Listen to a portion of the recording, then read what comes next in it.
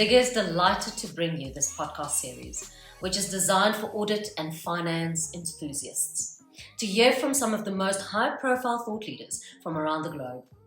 Each episode will detail the guest's journey to the top, while bringing unique insights drawn from first-hand experience on the industry's most trending topics. The podcast is hosted by myself, Linda Engelbrecht, founder of Digger, and the lead talent strategist, Craig Murray, a search and talent solutions business that operates exclusively in the audit and CA space. Hello to all you audit and CA listeners out there, as well as the members of our exclusive Digger community. Thanks for being with us again today. Our esteemed guest that's joining us on the show is Tshepo Sebiloane. As a proficient internal auditor, Tshepo has a vast experience in internal auditing, risk management, and project management. And with a career spanning 17 years worth of experience, 13 of which being in the mining industry with diamond, gold, platinum, and palladium mines, you can say he's somewhat of an audit expert in the mining space. Tshepo has his honors in internal auditing and risk management from the University of Pretoria, and he started his illustrious career with PricewaterhouseCoopers back in the day. He is also qualified as a certified internal auditor. Some notable highlights and accomplishments in Tshepo's career include, but are not limited to, setting up the internal audit department for Marang Financial Services, receiving a special recognition from the De Beers Chief Audit Executive for his contribution at the Finsch Mine Audit Committee, leading a team during audit at Impala Platinum and receiving recognition from the Chief Audit Executive, for the quality of the reports, receiving recognition from Sibanye Stillwater, the audit committee there for the quality of the safety audit reports that he did. And lastly, developing and updating the internal audit's quality assurance methodology for Sibanye Stillwater. This resulted in Sibanye 1A maintaining its accreditation with the Institute of Internal Auditors twice in a row for the years 2016 and 2021.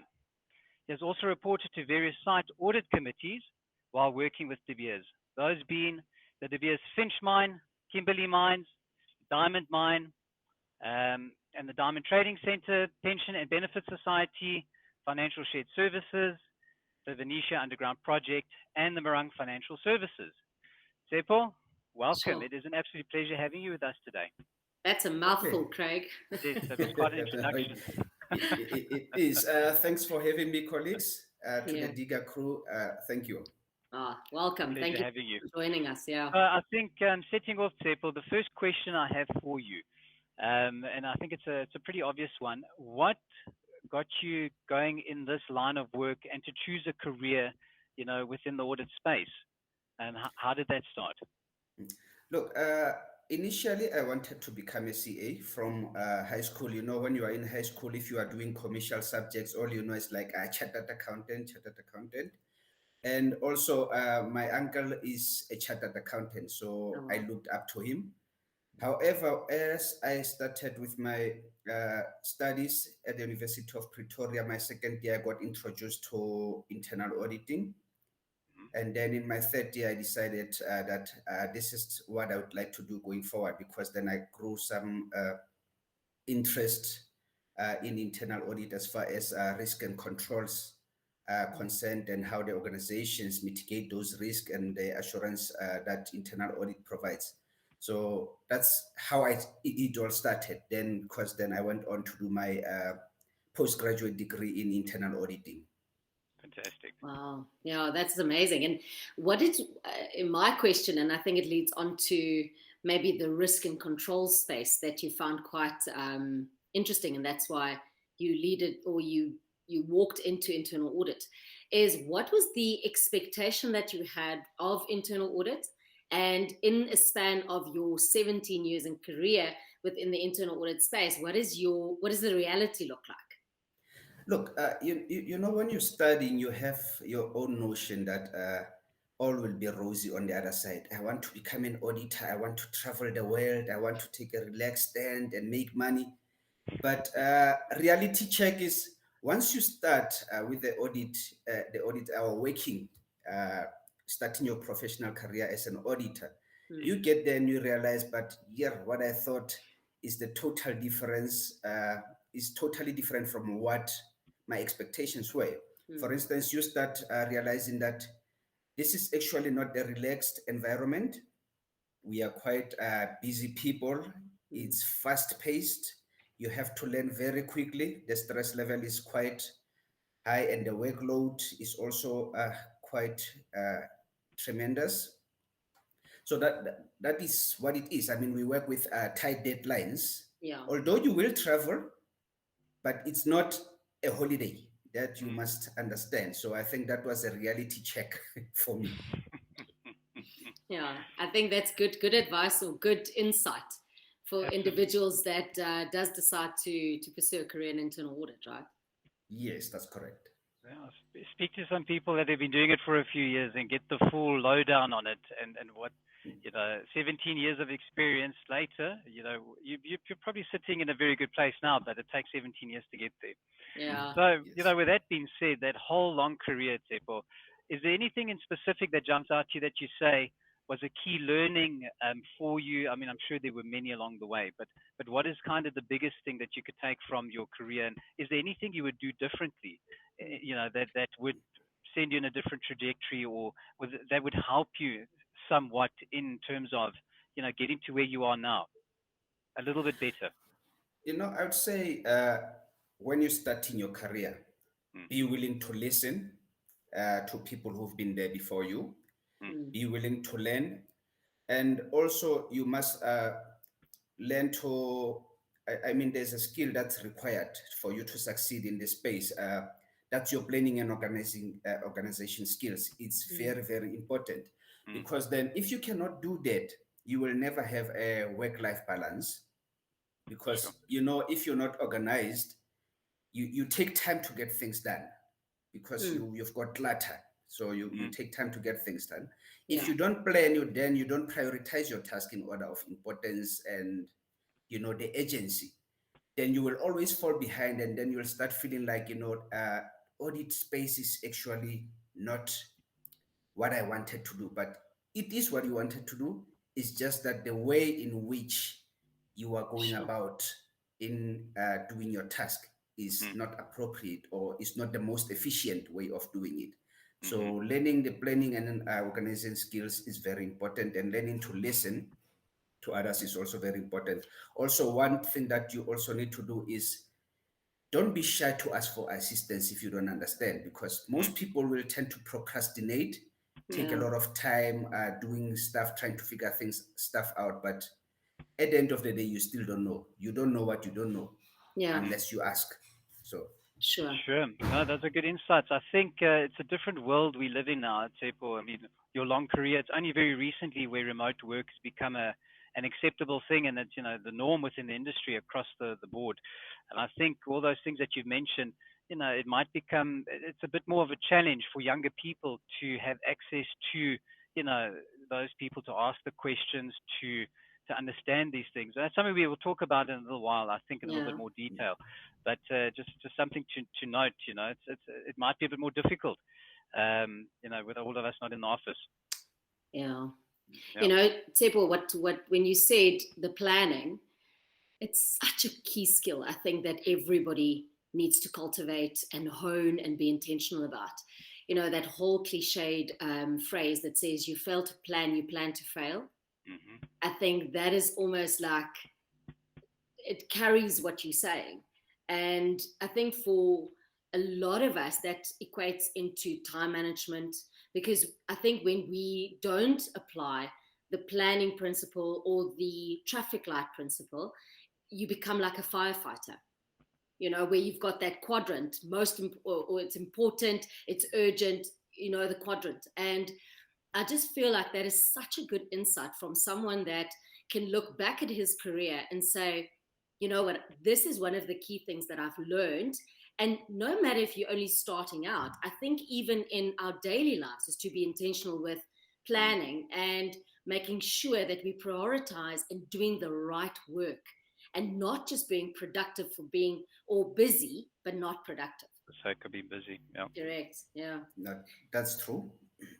And I think also, Craig, in terms of what you said, in terms of, and Tshepo, you've also alluded to it with saying we need to learn from others. And in a remote setting now, what we've got post-COVID and the whole digital world that we're walking into, or we are in it, it's saying, guys, get plugged into a community where you could learn from others, where you could almost iron sharpens iron type of situation. And I think that is where people have come to post-COVID, is realizing we are not islands. We need each other. As much as we could work remotely, there is such an important element of having connection with our professional communities. And it's ironic That's in that correct. way, talking about professional communities, and they come to the fore now a lot more, where you've got this distance created because of the remote work with the teams that you work with. Yeah. You can then gravitate towards larger communities and actually have access to more professionals within the industry across different levels and out of the organization, where that focus perhaps before wasn't there as much as it is now, to use digital platforms to access that. So on top of your point, and it's quite interesting how things balance out. Yeah, can I ask a question? Tshepo, in terms of a professional individual within maybe the audit space even, or a business person that you feel inspires you, is there a person that's top of mind that you follow or that you listen to? In the wise counsels, there's much victory, do they say? Yeah. Look, I've worked with a lot of good people before, but I would say there are two, three maybe who stand out, but the one who's right at the top of the list is the one who gave me the opportunity to become an auditor. That's Gerard Hayes. I mean, he was the assistant director there at PwC Mafikeng offices when I started off. And by then, even my honors degree was not even completed, but he had faith in me and gave me the opportunity to start off my career. Wow. So I still look up to him to date to say, look, had it not been for you, others would have waited for me to complete my honors degree first before they afforded me the opportunity. Sure. Yeah, that's amazing. If sometimes we just need a helping hand to get us on the right path, isn't it? That's correct. That's lovely. Definitely a key milestone. Yeah. So, off the back of that and what he did for you, another question comes to mind. Is there specific philosophy, or I don't know, maybe people also live by quotes. Quotes come from philosophy, philosophical. But if there is a philosophy that you live by, what is it?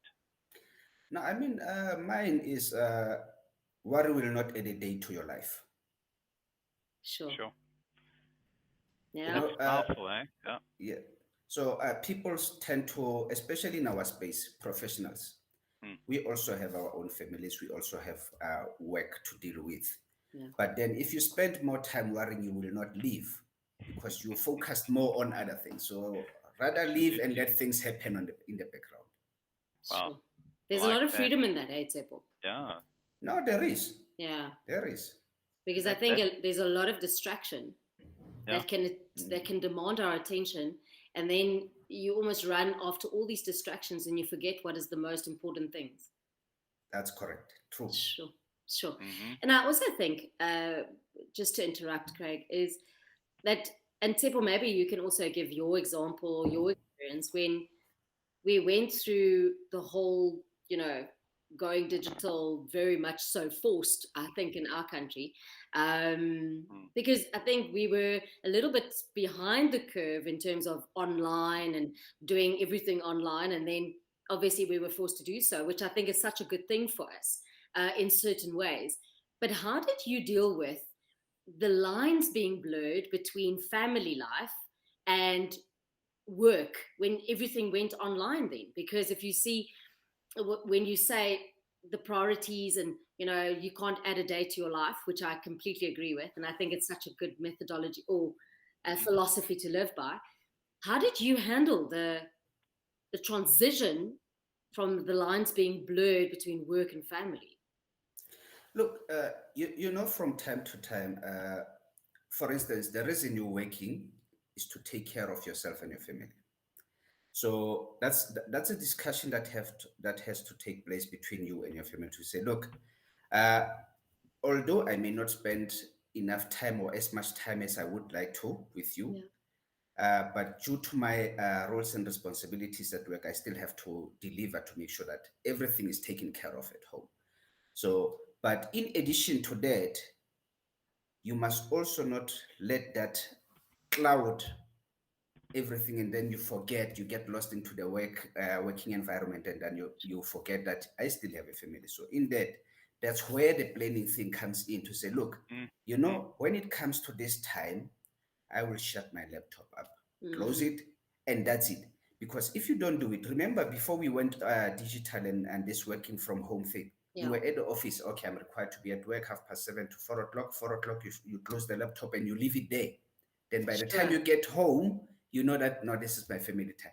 This time you are here, the laptop is here, it's 8 o'clock, and you just got reminded, oh my goodness, I forgot to do 1, 2, 3. You open That's it. so true. Especially when you have young children, then they don't understand the part of he's working. They will keep on disrupting you and coming to you and whatnot. So you need to balance that out and say, look, make time to spend with your family, and also understand that your work deliverables still have to be done or delivered. You still have to deliver.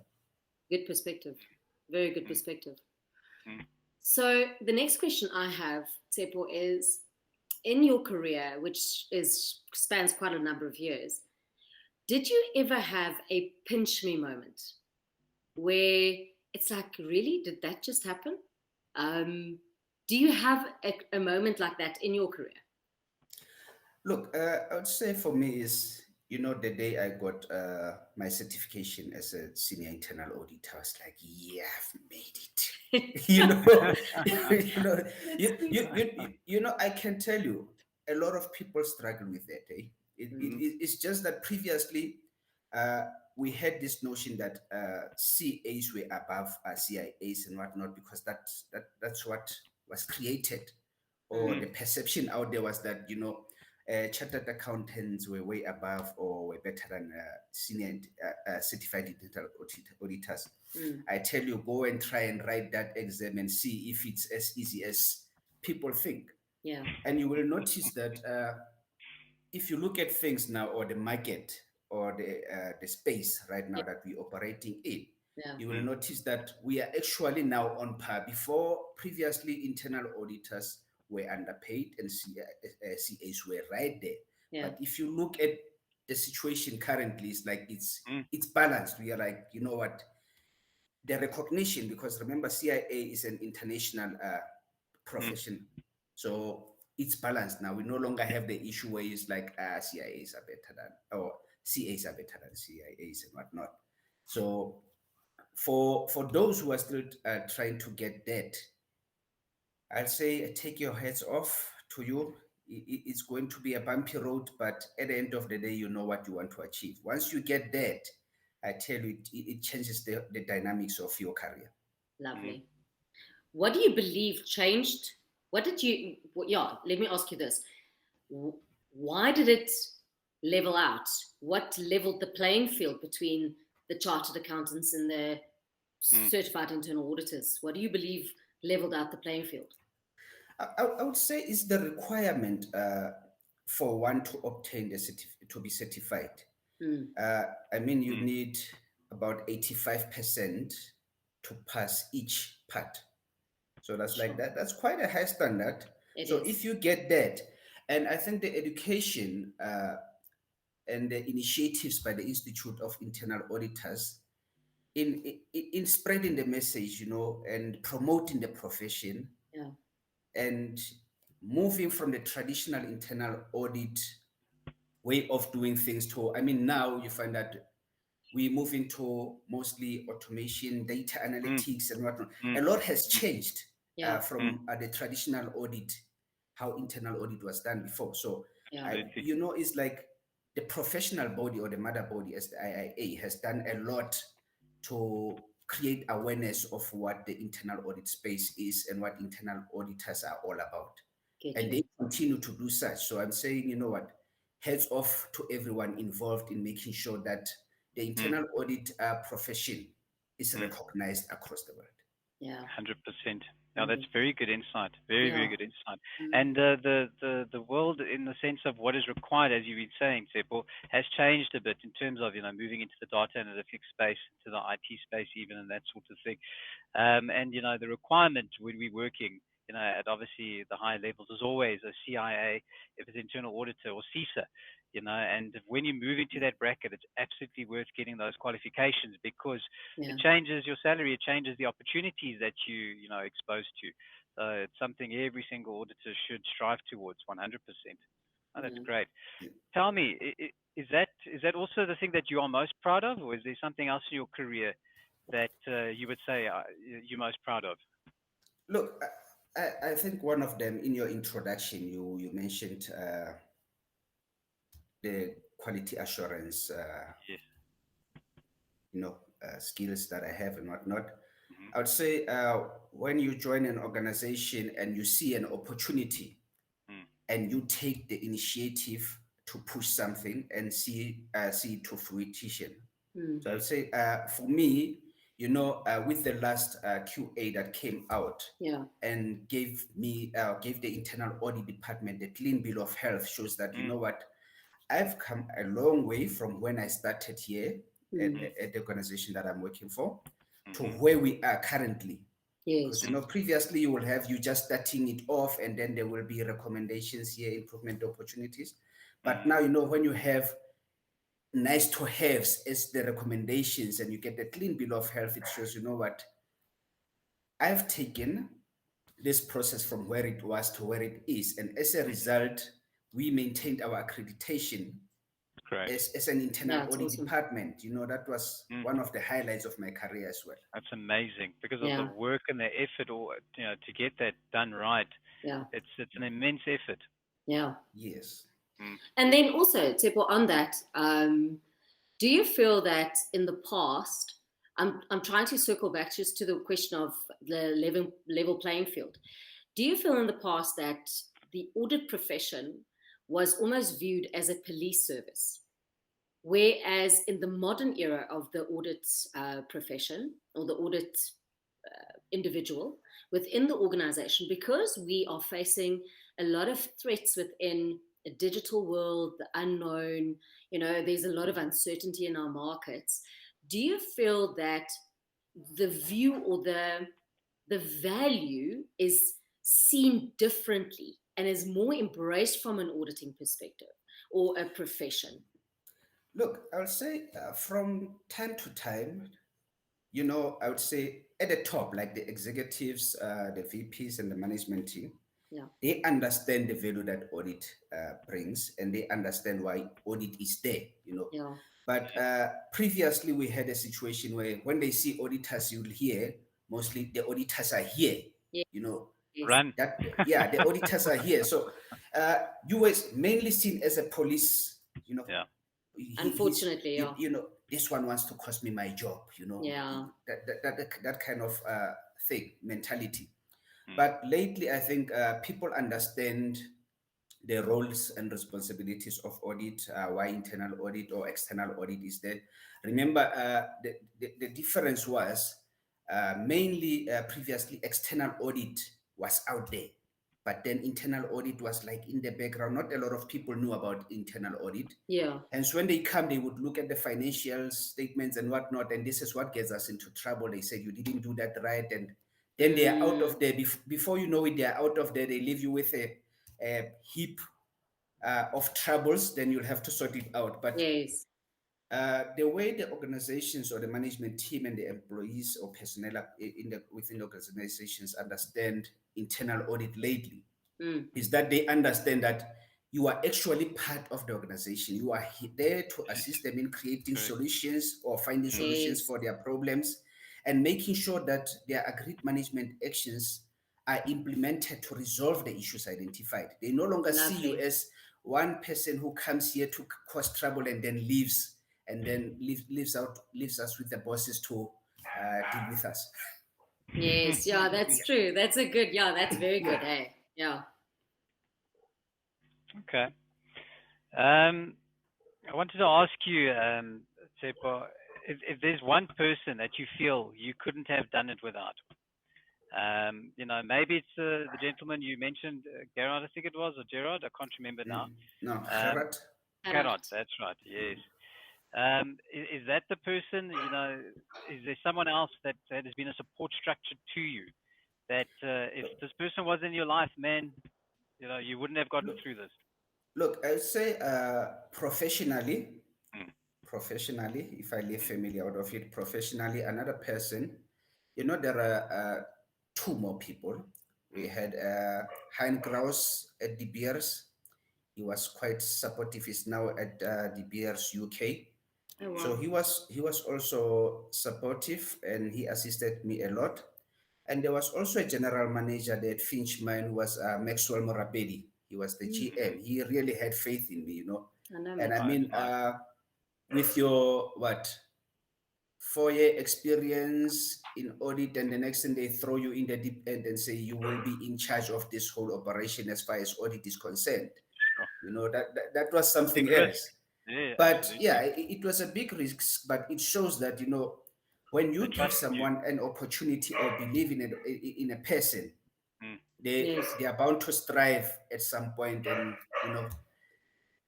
all they need, like Craig said earlier, is like just that little push. Here's a helping hand, see what you can do. And within Sibanye, I would say my previous VP, Rene Pillay, it's like when I joined here, I was like joined at the bottom of the food chain.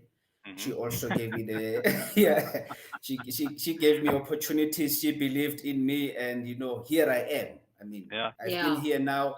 In 2 weeks' time, I will be 7 years with Sibanye. Sure. And That's a lovely tenure. And I've been promoted twice within that period. That's amazing. Sure. Yeah, that's and that's incredible. part and parcel of an illustrious, successful career. It's just those people that are in those pivotal roles that give you that opportunity, that see something in you.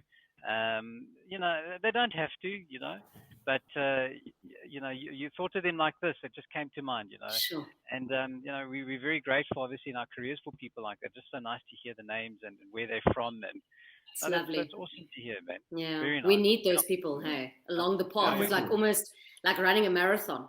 And those are the people that's giving you the water and the oranges. We need them to finish. We need to. We do. Absolutely. So my question and it's lovely to see that your tenure at the organizations has been 7 years, 5 years. It's lovely that you really stick it out within an organization and add as much value as you can in the period that you are there. My question is, what is your plans for the future of your career? What do you see yourself doing?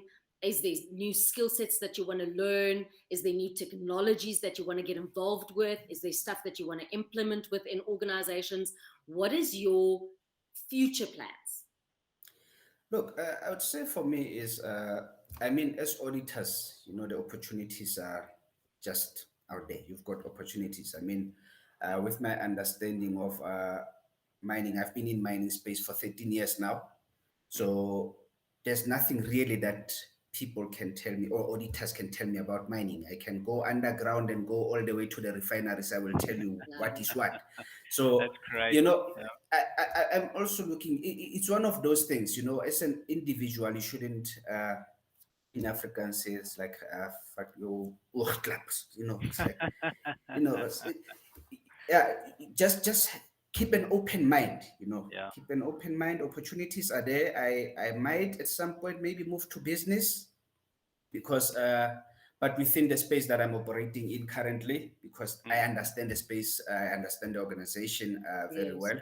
So I might decide to go maybe into business, like leave audit, or I might stick along in audit. But what I also want to do is,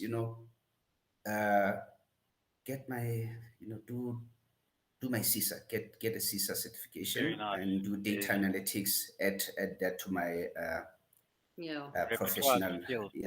It'll be worth it. But I would state that in auditing, opportunities are there. It just depends on one being at the right time at the right place. 100%. I think that leads into a very good question that I had, which I wanted to ask later on, but I think I'm going to jump it in here. Because Tshepo, you just mentioned it in terms of the skill set, the CISA, the data analytics. My question to that is the future world of work, and we are living it as we, I think, walk it right now. But what do you believe would be the skill sets that would empower auditors, that would set them apart, that would really give them the tools, right, to have massive impacts in organizations? And what do you see the skills of the future be for individuals that might be listening right now? Yeah. I would say if you look at it currently, most organizations are moving towards process automation. Correct. You know, we're moving away from these labor-intensive processes.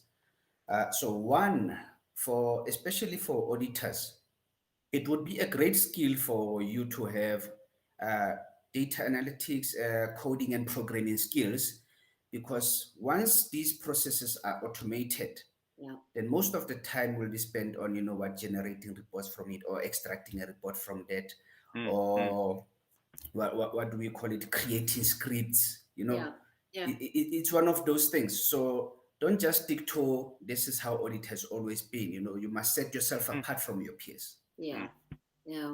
So I'd say data analytics, coding and programming is the way to go. Interesting. Okay, that leads me on to a question that I want to ask now with regards to that. Obviously, programming, coding, and where technology is moving in the audit space. We've got continuous auditing, as you spoke about, automation, these very clever RPA systems that companies are developing, selling to other companies, implementing across the board. And it's quite a personal thing to you, how has technology influenced what you do? How has it augmented what you do, Tshepo, in your everyday life? How do you benefit from it? What would be the challenges? And just purely from a technology point of view, where do you see the whole industry going, and where's technology going to help us in the future? Are auditors going to become obsolete eventually? I would say it's obviously been extreme. Now, I would say auditors will never become obsolete, because even if you were to operate using machines or automation, you will still require or need human intervention. They won't make, yes, they can do analytics and make decisions based on something, but someone has to be involved to make sure that the programming thereof is correct, or the coding is correct, because if you code something incorrectly, your results will not be correct. Correct. So those checks and balances will still need to take place. So as far as replacing or making other people redundant and obsolete, I don't agree with that. Yeah, no. But not one of us do, yeah. Nah. But what I can say is it has made life more easier. It's certain things are more efficient, and let's say, for instance, communication. Communication is now direct. It's now quicker. Back then, you had to rely on a telephone line and hope that someone will be on the receiving end when you call for you to get your message through. Or, for instance, if you had to send a letter, you would wait for days before it got there. But now you can just, pick up your phone and send an email direct from the hand of your palm, from the palm of your hand. Communication-wise, it's much better. Things are looking bright. And as far as here we are now, we don't need to meet in person. We're meeting, but it's visual. There's a lot of good things that came with it. 100%. Yes, there are risks here and there, but it's up to a person to manage that. But as far as technology is concerned, I'm not complaining. It's just an issue of one's preference versus what it does for you and what the risks are. But there's always a way to mitigate your risk, or you minimize them. Sure. 100%. So it's improved efficiencies, allowed us to get more done in a shorter period of time, essentially. Yes. I mean, you'd state, for instance, there were processes that within the audit space were done manually, and they would take you time. You'd write something, then you'd have to populate it manually. But now you can just, send it to bot, and bot will populate it for you. So it's like that cuts out, for instance, 2-3 hours from your day. It frees up some time, then you can focus on important things. Yeah, I think it's made the administrative part of a lot of our jobs less, so that you can get on with the influencing or the consultative business input type of responsibilities that is so human, isn't it? Yes. Yeah. Do you see it going further than that, Tshepo, other than just being a support function, admin thing, taking these labor-intensive tasks? Do you see it? Where else do you see it going, the technology? Look, the way I see things is most of the tasks will be performed by robots at some point. Yeah. They will be performed by robots. Some organizations have already started with certain process or automating some of those processes, and those are run by robots. I mean, especially like things like analytical labs, laboratories and whatnot. So Yeah. they've started, and that's working well for them. So I don't see how some of these processes cannot, because there are some that you can see is like, what, once it gets here, it can just be automated and save us a lot of time and money, of course. Yeah, sure. That's what it's about at the end of the day, for sure. Yeah. I think instead of people being scared of what the technology might do to their jobs, so was it yesterday I watched the 2023 Davos conversation where they were speaking about AI and how AI is changing and like a little bit threatening even the professional jobs that's out there. If we just look at the new technology that's been launched in November by OpenAI, it was your chat GPT, and what that potential might be for the professionals going forward. So I think it's not being scared of the AI or the bots and the automation that's coming, but saying, okay, like our previous discussion would say, how do I adapt from a skills perspective, right? And make myself irreplaceable. Yeah, no, true. That's the most important part. It's like, look at, this is where I am. Where is business going? And how can I align myself with the organization's objectives and make sure that when changes come, then I can easily adapt to those changes. Yeah, that's very true. And I think it's also a culture of continuous learning, because I believe the individuals within our organizations, if we have a culture of continuous learning and our appetite to know about these things that's coming, we would be easier to suggest technologies to our organizations, to our teams, to really be effective in change management of saying, guys, this is the technology that's coming. I've done my own research. Can we maybe talk about it? Can we put a little research team in place to say, let's have a sandpit environment where we can play with it, so that we can then upskill ourselves instead of saying, oh, but the organization is not doing anything about it. Let's be individuals that really is hungry for innovation, for what is coming, for change, so that we can upskill ourselves and be an effective member of the organization or our teams. It's like one needs to look for opportunities to improve. And even within the organization, you don't just look for opportunities to improve yourself. Look for opportunities to improve the processes within the organization. That's it.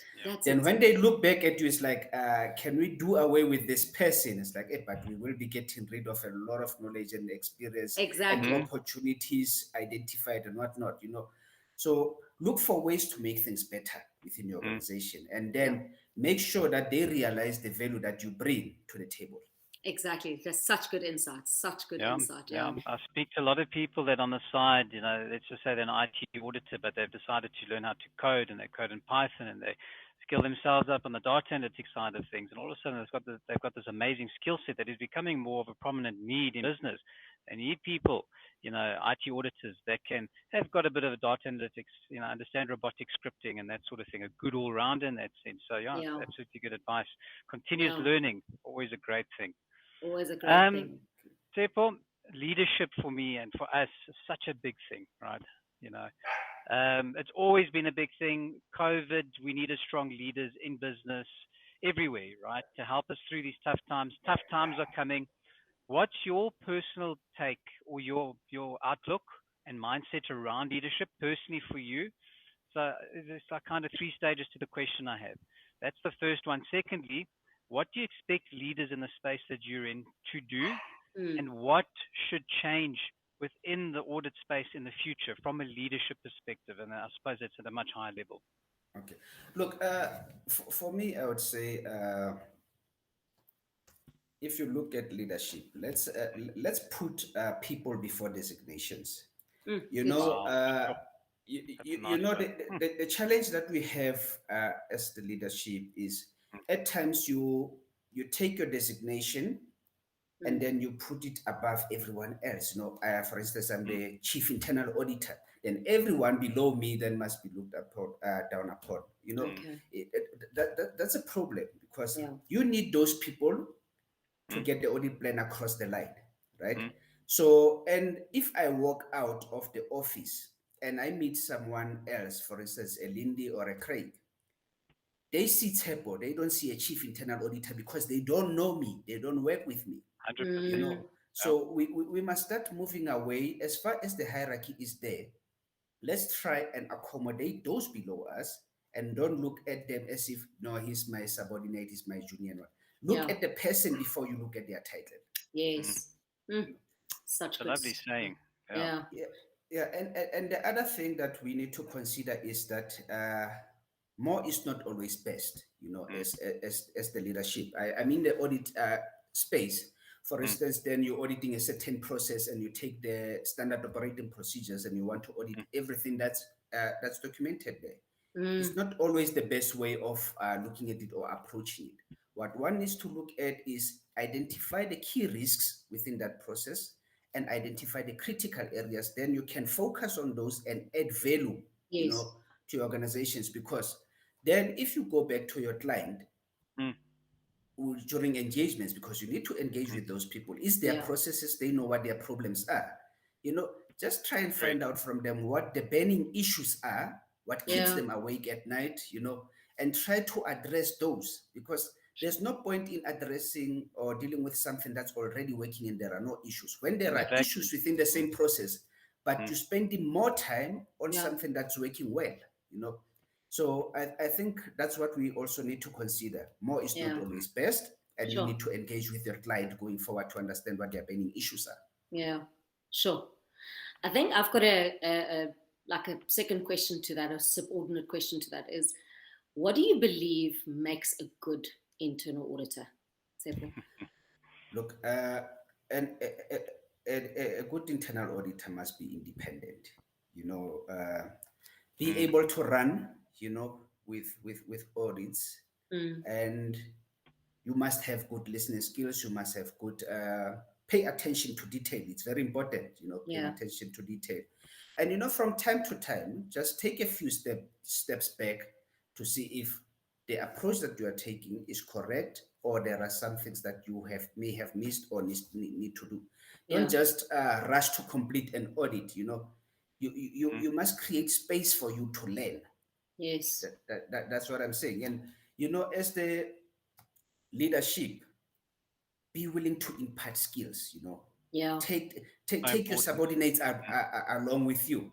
Because at times you tend to find people withholding their skills, saying, maybe if I tell this person this, then they might end up taking my job. Gonna take my job.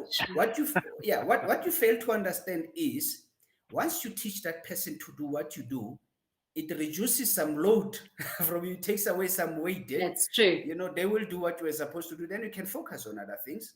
Yeah. And going forward, then if you are not there, you also avoid the key man dependency. Yeah. If you are not there, someone will be able to do what you usually do. Then they won't have to call you when you are on leave or whatever. So you know, that's something that we need to also understand. You know, take them with, impart skills. You know, give people the opportunity. Like myself, I was given the opportunity. So that's my philosophy. I give people opportunities because I know what that can do for other people. 100%. Right. So on that then, Tshepo, what would be your advice for an individual that has just completed their studies at a university or a college within internal audit or within audit, what would your importation or your advice be to them? What advice should they listen to? What should they maybe ignore in terms of, just advice that you can give them? Look, I would say for me, it's like straight out of varsity or college, do not expect to make lots of money. It's not going to happen. Your degree is not going to earn you millions. You will start right there at the bottom as well. So don't expect to make lots of money when you're just starting off your career. Yes. Right. And the advice that I would tell them to ignore would be job hopping is the solution to making more money and alleviating your financial problems. It may be temporary, you will make money, but in the long run, it sets you back. Yeah. Remember, if you look at it career-wise, every time you move, you've got what we call parallel movements. Yeah. You will move, for instance, as a senior internal auditor to another organization. You start as a senior internal auditor. The money will be there. They will add on something. They will increase your salary. Then you will move on. But then if you look at it, you will remain a senior internal auditor maybe for 6, 7, 8 years, right? Because everywhere you go, you will need to prove yourself. Yes. That's one thing you need to take into consideration. 100%. So your growth potential gets eroded because you are there, you're making money, but by the time you need to move out again, you are so expensive for your job title that people can no longer afford you. Very true. But you've been in that position forever. So it will take you longer to grow career-wise if you job hop. And you will make money at some point, you will no longer be able to make money. That's it. That's so true. Sure. I think that advice is for everyone, not just for the young university student or college student. It's like, I think that is good advice all round, actually. It is good advice all around. I'm finding a lot of the candidates that we speak to, sort of not mid-career, little, they're still early on in their career, let's say 3, 4, 5 years in, they get into a point where they say they're tired of audit. They want to go more, maybe they're doing more the IT audit guys. They want to go more into the risk assurance governance space. And, they're having to take a very lateral move, or it's a lateral move for them because they've got no experience in that area. And, I have to question why now? Why are you looking at that? What are the pros and cons of changing, depending on where you are in your career, how advanced you are on the IT audit side, for example, in that instance, why would you look at changing it? And, I think a lot of the feedback is I'm just tired of being in the audit space. I want to move a little bit. And, I just have to understand the mindset, sometimes around how people make these decisions. And question, is it the right thing for you? But there's a huge movement towards that. I don't know if Tshepo, what your thoughts are on that, but what is a catalyst for you to say I'm going to stay in audit? And why would you, or why would you go over to the risk assurance side of things? Look, I mean, for me, the way I see things is, especially for IT auditors, it's like their job is like, it's their job. What they do is, if you run a script, you will run a script for, forever. If you look at this, for instance, logical access controls, it's the same across, it's like, it's just a difference as to what the requirements are when you go there. I mean, looking at the security terminations and, all those things, or application controls. Yes. Once you've done that, I mean, at some point I did IT audits for a year. Okay. At PwC, I did internal audit, then moved to IT audit for a year, then moved back to internal audit. It becomes, it's like, it's what I do. You need that, something that will challenge you, at some point. There's nothing wrong with doing IT audit in addition to something else. Hence I'm saying, for me, when they say they'll move lateral move, what I would do if I was in that position, I would still do IT, but find an organization where I will be exposed to doing, for instance, operational audits or forensic audits Whilst don't give that away and say I'm moving lateral. Move to an organization where there's an opportunity for you to say, now I will still be able to do IT, but then start going into this direction. Sure. Then you still keep your IT skills, and then you learn in something new.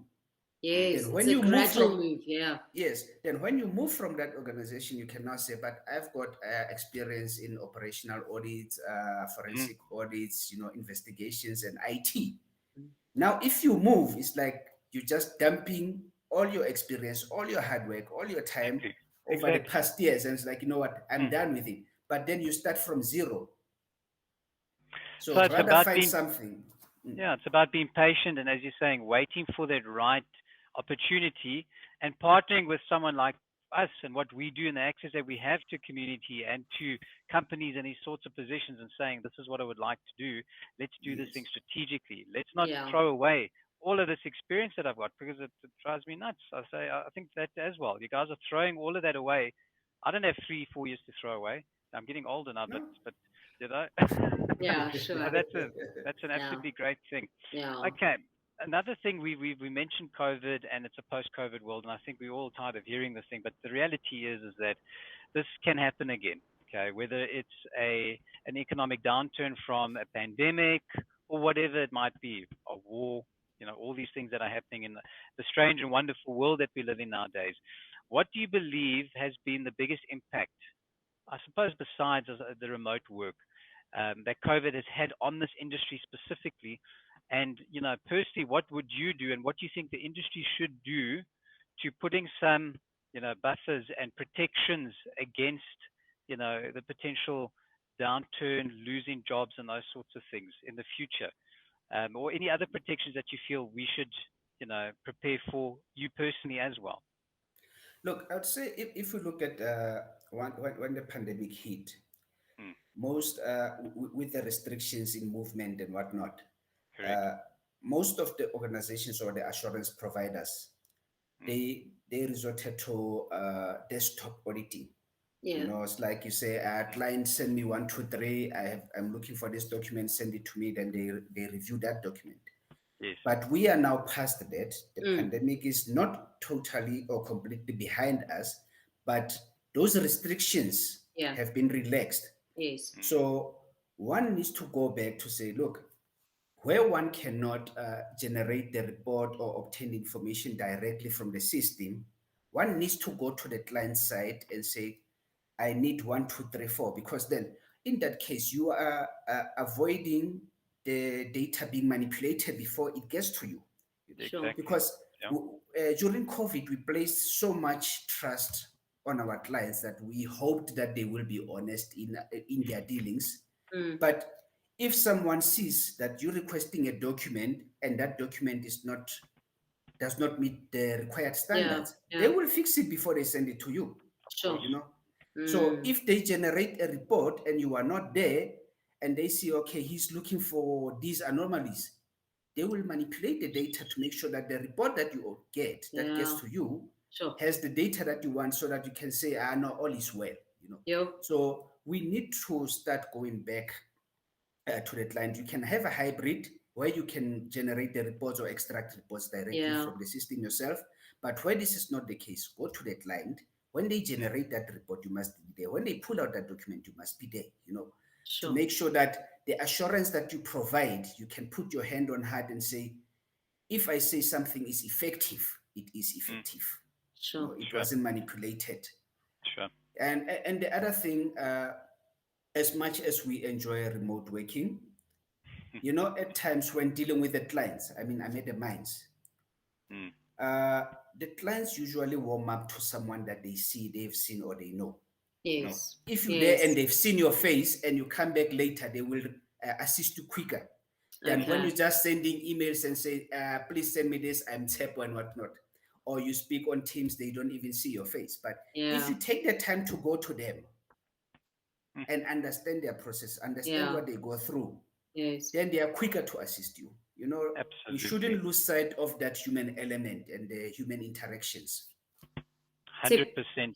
So important, Tshepo. So important. I'm just reminded that there's this, or we used to say, we still say it, that technology is still a human journey. And I think we feel that sometimes with technology, whether it's being virtual, whether it's the new technologies coming into our industry, we feel that it's a magic wand and it's going to just fix everything. But we must remember that we still are human, and the relationship aspect can never be replaced with technology. And it's exactly what you say. Yes. Sure. That is amazing. Absolutely. Yeah, no, that's a good point. Yeah. Then what I want to ask you, Tshepo, is, and I think in the recruitment industry that we obviously specialize in, we've also experienced being online and digital, and there's also these areas or pockets within our industry where technology is completely taken over. There's no engagement or no active pursuing of a relationship with clients or candidates, where everything is virtual. My question to you is how can recruitment agencies or talent management agencies do recruitment better? What is your experience in the past been with them, and your advice or just insights in terms of how can we do it better? And what is your expectation from individuals that partner with you when we look at people as your biggest asset, and the partners that come alongside you to really scale and build those teams for you? Look, I would say on my side, I've had good experience and not so good experience with recruitment agencies. For instance, if we look at the good one, where I am now, I was placed by a recruitment agency. That's the good side. Yes. The one that I would say is not so good is, when you get contacted for a role that, from what has been presented to the recruitment agent, you don't even qualify for that, or it's not suitable for you. Sure. But you still get contacted to say, would you consider one? I mean, the client would have already sent you the specs, job requirements, everything. You have my CV. If you compare the two, you can see that this is not suitable for this. Or another one would be, will you take less than what you are currently earning? Sure. You know what?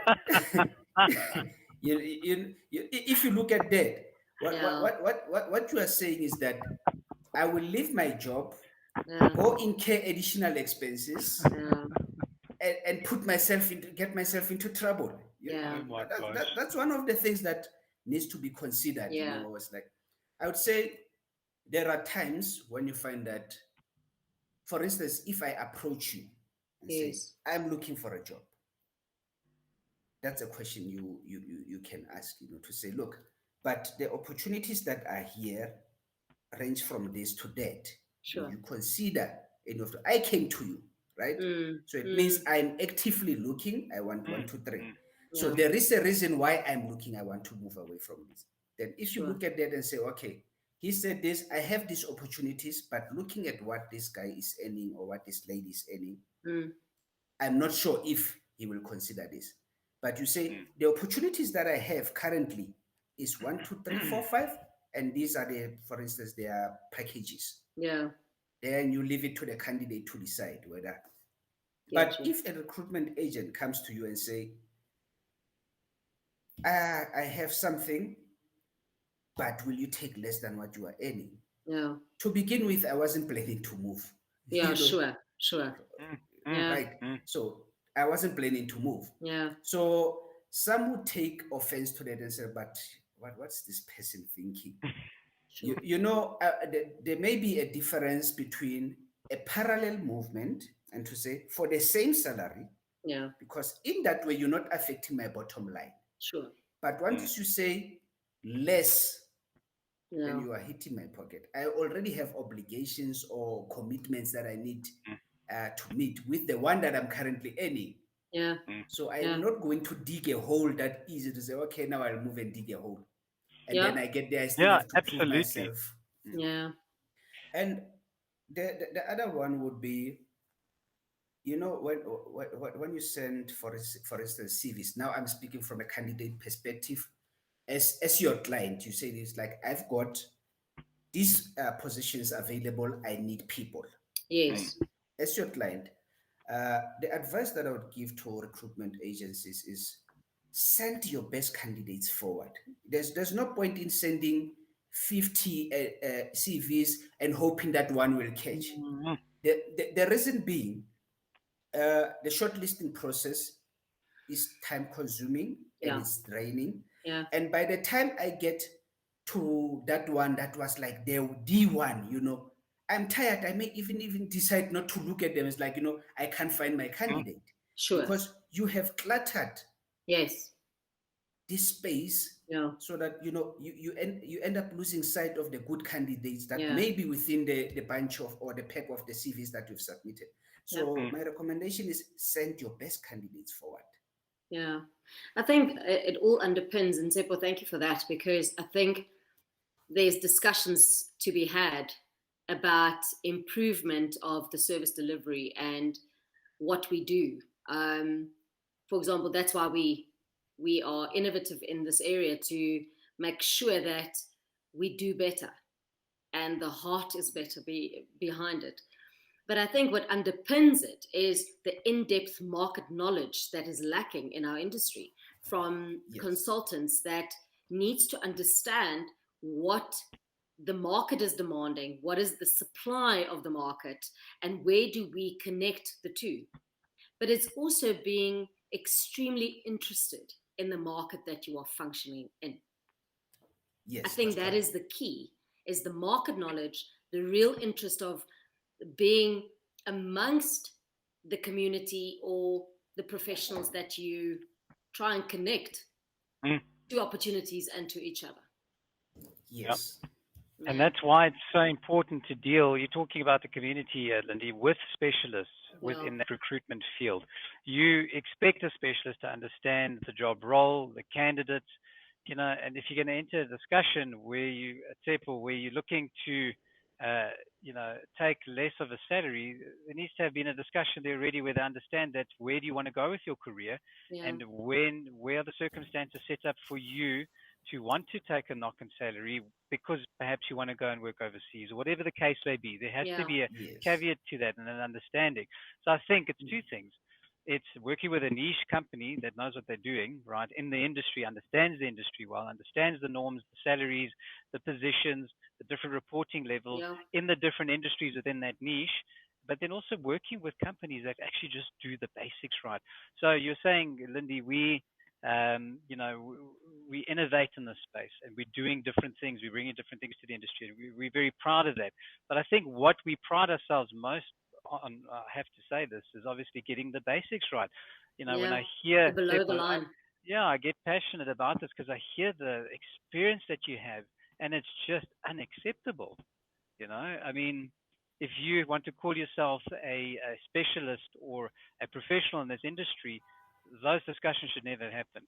Simple. No, I agree with you on that. Yeah, thank you for that. I think I've got my final question that I want to ask you, Tshepo, before we maybe jump into like a little bit of a fire chat, you know, like a quick questions. But my question is, in your view, what can organizations do? Like, you are a candidate, right? And you want to, you know, move for a different opportunity. You want to diversify your skill in a different organization, different opportunity, maybe growth, etc. What would you suggest companies do, or what do you believe would be best for companies to attract talent? Look, I would say be realistic, you know, especially when creating your job specs and your roles and responsibilities. For instance, you know, I'll just make a simple example, give a simple example. You don't really need an honors degree for a secretary or a PA. You know, you need to be realistic. What do you want? What does this position entail? What are the roles and responsibilities? Align your requirements to what the job requires. You know, then it makes life easier that way to say, look, and And also in doing that, you know, you can also brag a bit. We Yes. also do 1, 2, 3. By Yes. joining us, you will achieve 1, 2, 3. You know, keep them interested. Make the candidate interested to say, look, this is what we have. Although we want you to come and work for us, this is what we have to offer. This is what we can offer. This is what we bring to the table. Yeah. You know, that way you can attract people because they see, okay, is this organization aligned with my values? Yes. Based on what I see here, you know. Sure. That's And 100%. yeah, I would say the other thing is once you get those CVs in, because you want to attract the best. The reason you are hiring is you want the best. Right? Yes, yes. Organizations usually do, you will have the interview process, occasionally psychometric assessments. But let's say, for instance, you're looking for a manager or someone required to write reports. Yes. Introduce a role-specific case study, because some people are good at talking. They can tell you all these good things, but when it comes to doing, then it becomes an issue. I know. You know. Yeah. So once you have done that and the person goes through all these processes and they still make it, you know that you got the good candidate. You got the candidate that you wanted. Tshepo, I love what you said in terms of brag a bit. Yeah. I think what in our profession, what we see, and we partner with a couple of clients in our client estate, and this is how we partner with them, is also being brand ambassadors for the companies to the market, to our community.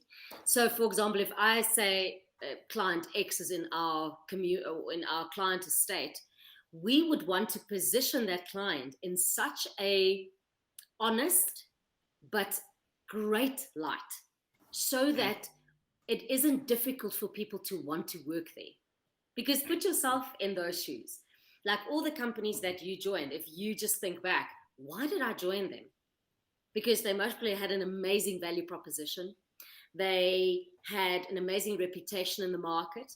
Possibly they were doing, community work outreach. They had international operations. They possibly, because mines are remote, right? It might have been that the school system within the area was amazing, and I could put my kids in that school. Or the shopping was quite attractive for my wife or for my son, and that is where we feel that if you partner with the right people and with what you are saying, to have that mindset to say, we need to attract the best, because the best people make the best organizations. Absolutely. Yes. And that's the thing. It's a candidate market at the moment. Candidates have lots of opportunities to consider. And it's those small little things. If they don't know what your value proposition is and where it's going to take their career, joining you, why must I join you versus this other one? This one's a bit closer.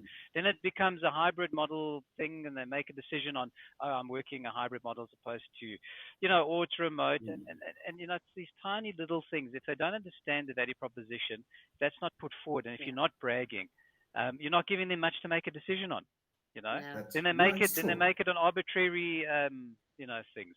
So it really is a candidate market, and they split hairs when it comes to decisions. There's lots of opportunities out there at the moment. So the louder you can shout about those things and inform people, the better. Absolutely. And of course, the money is important. Competitive salary is always a good thing. Okay, I think now we're going to get to some, have a little bit more fun. So the more serious questions are over. Yeah. We want to hit you with some nice rapid fire questions. So the name of the game here, Tshepo, is to answer as quickly and as truthfully as possible. Okay, we're going to give you literally 10 seconds to answer, right? So we're only going to hit you with a few. Okay. Okay. So the first one. You have been given an elephant, fully grown elephant, big elephant, right?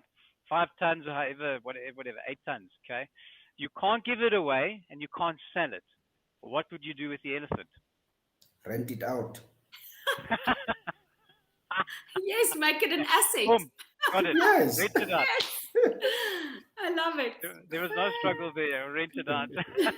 Robert Kiyosaki will be very proud, Tshepo. Exactly. That's a good answer. I like it. Yeah. Okay, next one. Yes. So if you had one superpower, what would it be? The ability to read human minds. Oh, sure. I like that one. Yeah. Okay. Okay. If you could go back and teach your younger self something, what would it be? Don't start a family until you have reached most of your goals. Yeah, you could have taught me that one as well. And it's a long road, isn't it? It's a long road. A long one, eh? It's not a sprint; it's a marathon. Yeah. I'm gonna have my 30th birthday over again when I'm 61. Yeah, sure. Yeah, I think from our side that was it with the rapid fire questions. Yeah. We're not going to go into too many of those, but those are great answers, Sebiloane. And you can think on your feet, cool, calm, and collected. You handle that brilliantly. Yeah, maybe that's the quality of a good auditor, Tshepo. Yeah, to be able to handle and take the pressure. Yeah, thank you so much. Yeah, no, look, it's been an absolute joy having you on the show, Tshepo, and talking to you and you sharing with us with your experience. It's nice to hear about your journey and the things that kept you going and the advice that you're able to give for our audience and everyone to hear, and younger people coming to the industry. It's invaluable to them. So thank you very much for being with us. We really appreciate it, man. Yeah. I think I want to just finish off with our normal we normally do a quote at the end of our podcast. So the quote for today, and I think it's quite good, Tshepo, it like really suits you without us knowing it, is by John Maxwell, and it says, "A leader is one who knows the way, goes the way, and shows the way." Nice.